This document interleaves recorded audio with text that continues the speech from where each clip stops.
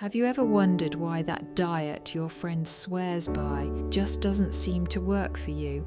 Or maybe you've tried every trendy eating plan under the sun, only to end up right back where you started. Well, you're not alone. Hello and welcome back to Health Guru Hacks. The world of weight loss is full of conflicting advice, miracle promises, and straight-up myths that can leave your head spinning. And today we're going to cut through the noise and tackle some of the most common weight loss diet myths out there. So grab a snack, yes really mate, and let's dive in. First up, let's talk about the granddaddy of all diet myths, the idea that cutting calories is the be-all and end-all of weight loss. You've probably heard it a million times, eat less, move more. And sure, there's some truth to that, but it's not the whole story, not by a long shot. Here's the thing. Your body is way smarter than you might give it credit for. When you drastically cut calories, your body doesn't just shrug and say, "Oh well, guess I'll just burn fat now." Nope, it goes into survival mode. It starts to slow down your metabolism, hanging on to every calorie it can. This is why so many people hit that dreaded weight loss plateau after a few weeks of dieting. But that's not even the worst part. When you're not giving your body enough fuel, it doesn't just burn fat, it starts breaking down muscle too. And less muscle means an even slower metabolism in the long run. It's like trying to save money by cutting off your electricity. Sure, you might see some short-term savings, but eventually you're going to be sitting in the dark wondering where it all went wrong. So what's the alternative? Instead of focusing solely on cutting calories, think about the quality of those calories. Your body needs a balance of nutrients to function properly, and that includes healthy fats, complex carbohydrates, and plenty of protein. By feeding your body what it actually needs, you can keep your metabolism humming along nicely, while still creating that calorie deficit needed for weight loss. Now, let's move on to another popular myth, the idea that certain foods are fat-burning miracle workers. You know the ones: grapefruit, celery, green tea, hot peppers. The list goes on and on. And wouldn't it be great if it were true? Just chug some spicy lemonade and watch the pounds melt away. Unfortunately, it's not that simple. While some foods might have a slight thermogenic effect, meaning they cause your body to burn a few extra calories during digestion, it's nowhere near enough to make a significant difference in your weight loss journey.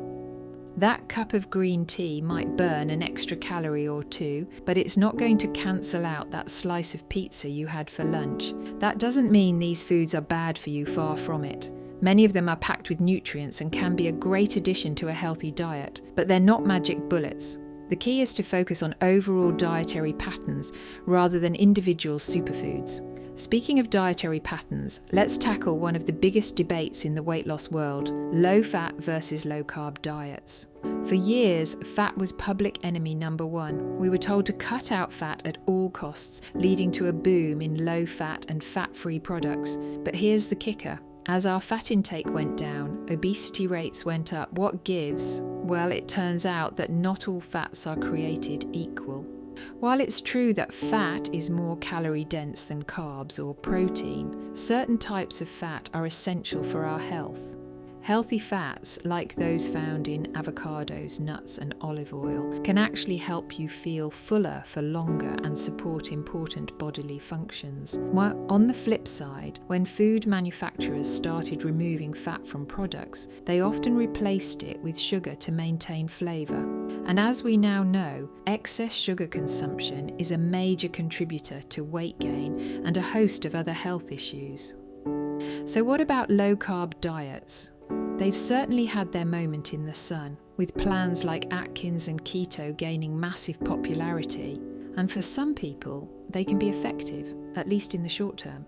But here's the catch: carbs, like fats, aren't inherently evil. Your brain actually prefers glucose, which comes from carbs, as its primary fuel source. And many carb-rich foods, like fruits, vegetables, and whole grains, are packed with essential nutrients and fibre. The truth is, both very low-fat and very low-carb diets can be difficult to sustain in the long term.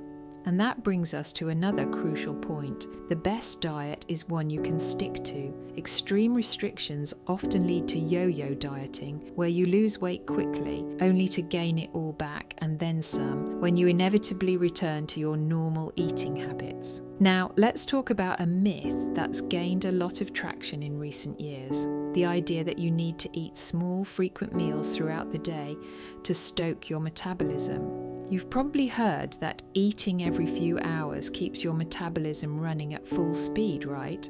Well, not exactly. While it's true that digestion does burn some calories, it's called the thermic effect of food. The total amount of calories you burn in a day isn't significantly affected by how often you eat. Your body is pretty good at balancing things out over the course of a day.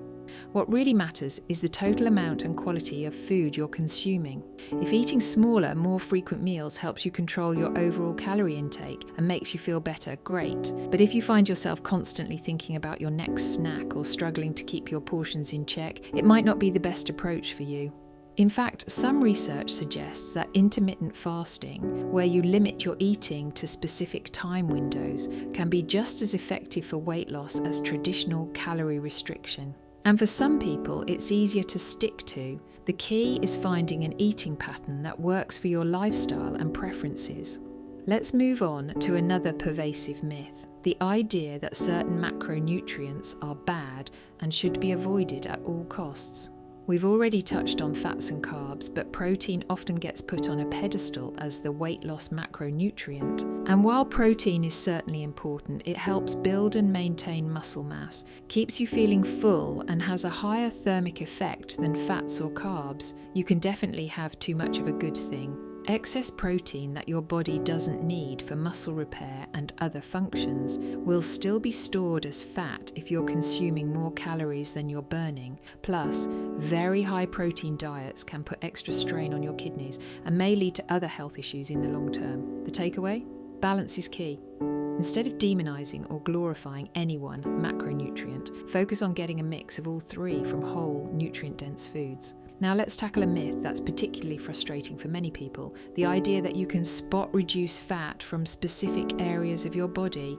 You know, the endless crunches to get rid of belly fat or the leg lifts to slim down your thighs. Wouldn't it be great if it worked that way? Unfortunately, your body doesn't play by those rules. When you lose fat, you lose it from all over your body, and the pattern is largely determined by your genetics. You can't tell your body to take fat from your stomach and leave it on your hips. It just doesn't work that way. That doesn't mean exercise isn't important for weight loss and overall health.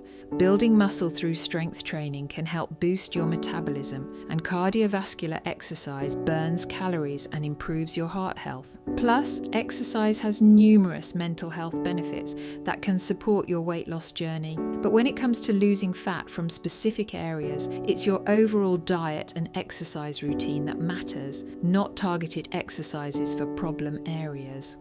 Let's wrap up with one final myth that's particularly relevant in our current age of social media influencers and celebrity diet plans. The idea that what works for one person will work for everyone. You've seen the before and after photos, the testimonials, the passionate advocates for everything from juice cleanses to carnivore diets. And hey, they look great, so it must work, right? Here's the thing, we're all unique. We have different genetics, different lifestyles, different preferences, and different starting points. What works amazingly well for your favourite Instagram fitness model might be completely unsustainable or even unhealthy for you. This is why it's so important to approach weight loss as a personal journey, not a one-size-fits-all solution. It's about finding an approach that fits your life, your tastes, and your goals. Maybe that means adopting elements from different diets or working with a registered dietitian to create a custom plan. The key is to focus on sustainable, long-term changes rather than quick fixes or extreme measures. So where does all this leave you? With all these myths debunked, you might be feeling a bit overwhelmed. But here's the good news. Sustainable weight loss doesn't have to be complicated. It's about making small, consistent changes over time. Focus on eating a variety of whole, nutrient-dense foods. Find ways to be more active that you actually enjoy, and perhaps most importantly, be patient and kind to yourself. Remember, your worth isn't determined by the number on the scale. Health comes in many shapes and sizes, and the ultimate goal should be feeling good in your own skin, not achieving some arbitrary ideal. Lastly, weight loss journeys are rarely linear. There will be ups and downs, plateaus and breakthroughs, but by arming yourself with accurate information and a realistic mindset, you're already ahead of the game. So the next time you hear about the latest weight loss miracle, take a step back and think critically. Your body and your sanity will thank you for it.